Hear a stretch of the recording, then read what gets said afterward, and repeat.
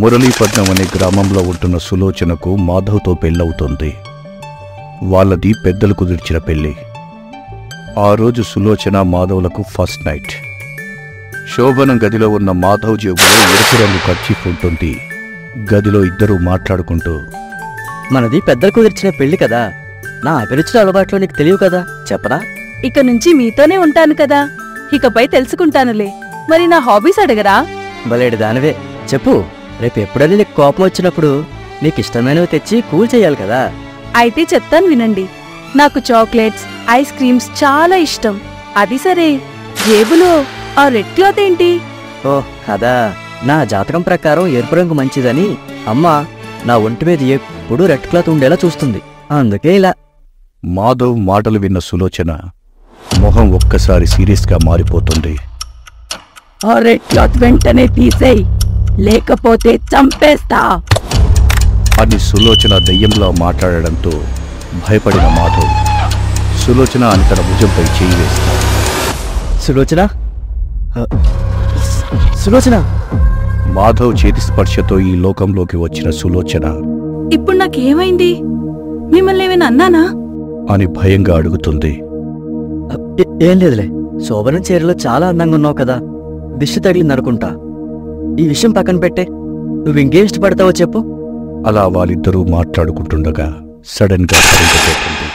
ఇదేంటి ఈ టైంలో కరెంటు పోయింది? పర్లేదులే, ఈ టైంలో మనకు కావాల్సింది అదే. కాసేపు అయితే ఎలాగో లైట్ ఆఫ్ చేసేస్తాం కదా.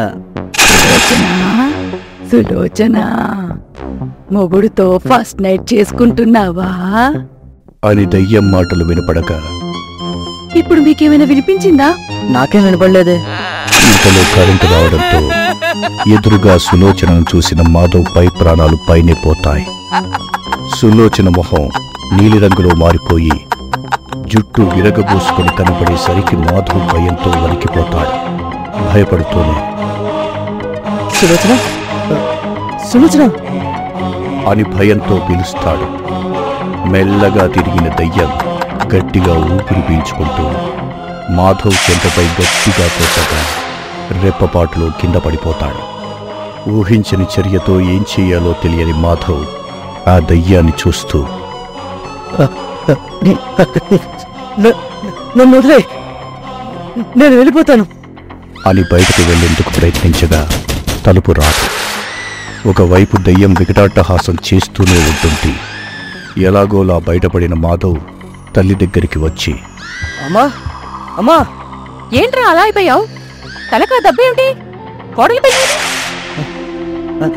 అది కోడలి పిల్ల కాదు, దయ్యం. దానికి దయ్యం పట్టిందమ్మా, నన్ను కాలుతో తన్నింది. నేను దాంతో ఉండనే. ఏంట్రా ఆ మాటలు? శోభనం అంటే భయం వల్ల నీకలా అనిపించిందేమో. అప్పుడే అక్కడికి వచ్చిన సులోచన, ఏమైందత్తయ్యా? ఏంటేంటి ఇలా భయపడుతున్నారు? కరెంటు పోతే నాకు తోడుగా ఉండాలి కాని నన్నొక్కదాన్ని వదిలేసి వచ్చేస్తారా? చీకట్లో ఎంత భయపడ్డానో తెలుసా? భార్య మాటలకు నిశ్చేష్టుడైన మాధవ్ సులోచనను అలా చూస్తూనే ఉండిపోతాడు. ఏంట్రా మాధవ్, దెయ్యం గియ్యావన్నావు? అమ్మాయి చూడు ఎంత భయపడిపోతుందో. సరేలే, గదిలోకి వెళ్ళండి అని మాధవ్ అమ్మ అనడంతో చేసేదేమీ లేక భయంతోనే గదిలోకి వెళతాడు. తెల్లవారిన తరువాత అమ్మ దగ్గరికి వెళ్లిన మాధవ్ రాత్రి జరిగిన విషయాన్ని మొత్తం వివరంగా చెప్తాడు. కొడుకు మాటలు విన్న తల్లి గాలి సోకిందేమోననుకొని తనకు తెలిసిన దర్గాలోని ఫకీర్ని ఇంటికి పిలిపిస్తుంది. ఇంటికి వచ్చిన ఫకీర్ విషయం గ్రహించి మాధవ్ షర్టుకు ఉన్న ఎరుపు గుడ్డను చూసి, తెల్లటి పట్టెల మీద ఆ ఎరుపు రంగేమిటి? ఇదా, వాడి జాతకంలో అనుకోని ప్రమాదం ఉందని, అది ప్రాణాపాయమని వాడి చిన్నప్పుడు జ్యోతిష్కుడు చెప్పాడు. ఆ దోషం తొలగిపోవాలంటే ఒంటిపై ఎరుపు రంగు ఉండేలా జాగ్రత్త పడమన్నారు. ఇక అప్పటినుంచి వాడు ఏ రంగు బట్టలు వేసుకున్నా ఎరుపు రంగు ఉండేలా చూసుకుంటాను. నిన్న రాత్రి రెడ్ కర్చీఫ్ చూసిన తర్వాతే సులోచన దయ్యంలో మారింది.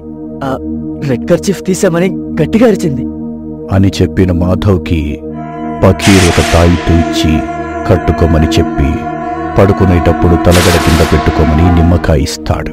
ఫకీరు చెప్పినట్టుగానే శోభనం 2వ రోజున కట్టుకున్న తాయితుతో గదిలోకి వెళ్లి తన వెంట తెచ్చుకున్న నిమ్మకాయను తలగడ కింద పెట్టుకుంటాడు. అప్పుడే గదిలోకి వచ్చిన సులోచన, ఏమండి, మీకు గాలి సోకిందని అత్తయ్య గారు ఏదేదో చెప్తున్నారు. ఏంటండి, ఏం జరిగింది? చేతిగా తాయెత్తేంటండి? ఓ ఇదా, మా అమ్మ మొన్న గుడికి వెళ్ళినప్పుడు తీసుకొచ్చింది. ఇంట్లో ఉంటే కట్టుకున్నాను. అని భయపడుతూ తాయిత్తు ఉన్న చెయ్యి దాచుకున్న మాధవుని చూడగానే ఒక్కసారిగా సులోచన మాట మారిపోయి మొహం నీలిరంగులోకి మారిపోయి దెయ్యంలా మారిపోతుంది. ఏరా మనోహర్, తాయెత్తులు నిమ్మకాయలు వెంట తెచ్చుకుంటే నాకు తెలియదనుకుంటున్నావా? నా పేరు మనోహర్ కాదు, మాధవ్. నువ్వెన్ని దేవుళ్లకు మొక్కుకున్నా నన్నేం చేయలేవురా. ఆ తాయెత్తు నిమ్మకాయ తీసి పడేయకపోతే లారీ టైరు కింద నిమ్మకాయ పగిలినట్టు నీ తలకాయ పగిలిపోతుంది. ఈ రాత్రే నీకు చివరి రాత్రి అవుతుంది. నా నుంచి నువ్వెంత తప్పించుకు తిరిగినా నిన్ను వదలను. హింసించి హింసించి చంపుతాను అని దిగ్గర స్వరంతో అరవడంతో భయపడిన మాధవ్ తాయిత్తు నిమ్మకాయని తీసి పాడేస్తాడు. దెయ్యం దాడి చేయడంతో భయంతో వణుకుతూ మూలనే కూర్చుంటాడు మాధవ్.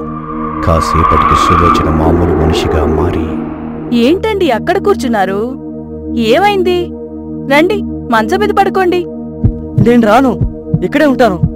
సర్లే, ఒళ్ళంతా నొప్పులుగా ఉంది, నాకు నిద్రొస్తుంది, పడుకుంటాను. సులోచన చేష్టలకు చావు తప్పి కన్నులొట్టపోయిన మాధవ్ మరుసటి రోజు వాళ్ళ అమ్మకు విషయం చెప్పి మళ్ళీ ఫకీర్ని ఇంటికి పిలిపించి జరిగిందంతా చెబుతాడు. అంతా విన్న ఫకీర్ తన భార్యను తీసుకురమ్మని చెబుతాడు. అక్కడికి వచ్చిన సులోచనను చూసిన ఫకీర్ ఆమె నుదిటిపైన చెయ్యి పెట్టి నోట్లో ఏవో మంత్రాలు చదువుతాడు. అప్పటి వరకు మామూలుగా ఉన్న సులోచన భయంకరంగా మారిపోతుంది. ఎవరు నువ్వు? సులోచనను ఆ మనోహర్ గాడిని చంపకుండా వదిలిపెట్టను. వీళ్ళిద్దరూ నమ్మక ద్రోహం చేసి నన్ను చంపేశారు. ఒకడు ప్రేమ పేరుతో మోసం చేస్తే ఇది స్నేహం పేరుతో వెన్నుపోటు పొడిచింది. తను మనోహర్ కాదు, మాధవ్, సంజే. నేను నమ్మను. వాడు ఒంటిపై ఎరుపు రంగు గుడ్డ ఉందంటే వాడు మనోహరే. నువ్వు అనుకుంటున్నది నిజం కాదు. అతను మనోహర్ కాదు, మాధవ్.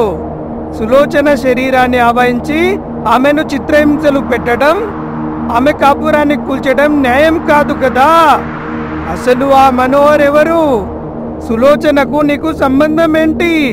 నువ్వు నిజం చెప్తే నీకు జరిగిన అన్యాయానికి న్యాయం జరిగేలా చేస్తా అని ఫకీర్ అడిగేసరికి తన గతాన్ని మొత్తం చెబుతుంది. నా పేరు చిత్ర.